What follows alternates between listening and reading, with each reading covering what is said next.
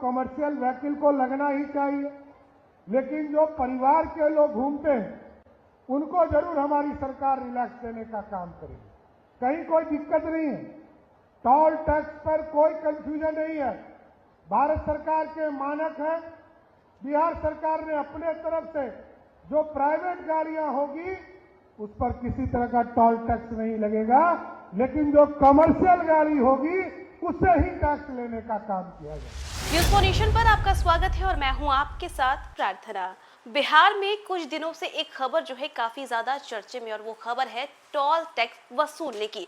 जैसे ही ये खबर सुर्खियों में आई थी, लोगों के मन में एक अलग ही टेंशन बैठ गई थी कि अब टोल टैक्स जो है वो देना पड़ेगा। लेकिन इसी बात पर सम्राट चौधरी ने बड़ा बयान दिया। दरअसल आपको बताएं तो सहयोग शिविर के दौरान सम्राट चौधरी ने टोल टैक्स को लेकर के बड़ी बात कह दी है, जिससे आम जनता को राहत मिलेगी। वो अररिया पहुंचे थे। अररिया के सहयोग शिविर में उन्होंने कहा है कि जो टोल टैक्स है ना, वो सिर्फ और सिर्फ कमर्शियल गाड़ियों से लिया जाएगा, प्राइवेट गाड़ियों से नहीं लिया जाएगा। क्या कुछ कहते हुए नजर आ रहे हैं सम्राट चौधरी इस टोल टैक्स के मामले पर, आपको उनके दिए गए तमाम बयानों के साथ छोड़े। लोग ये प्रचार करने में लगे हैं कि टोल टैक्स लगाने का काम किया जाएगा।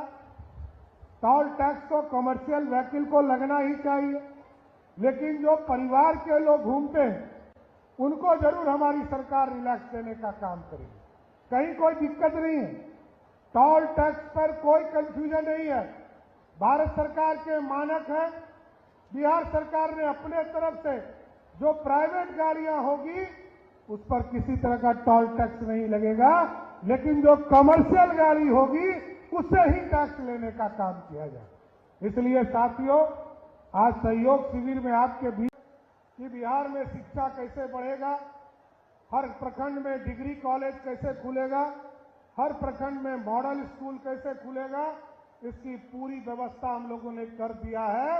अब हम लोग 15 तारीख से, मैं आप तमाम लोगों को बताना चाहता हूं, 15 जुलाई को बिहार के सभी प्रखंडों में, जिस भी प्रखंड में डिग्री कॉलेज नहीं है, 213 जगह पर डिग्री कॉलेज खोलने का काम हमारी सरकार करेगा साथियों। और ये पूरी व्यवस्था बदल रही है साथियों।